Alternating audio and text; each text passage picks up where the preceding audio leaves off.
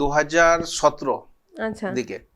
তখন আমি sanitary napkin নিয়ে প্রথম কাজ শুরু করি। আচ্ছা তো সুন্দরবনে আমি গেছি, হুম যে কাপড় পরলে ক্যান্সার হতে পারে, হুম। এটা পরলে আপনারা সেফ থাকবেন। হুম। তো এইগুলো বোঝানোর পর ওইখানকার যে গার্জেনরা ছিল, কিছু গার্জেন, তারা বলছে যে আমার বেটিকে, আমার বউকে তুই নোংরা কথা শিখাচ্ছিস, নোংরা ভাষা বলছিস।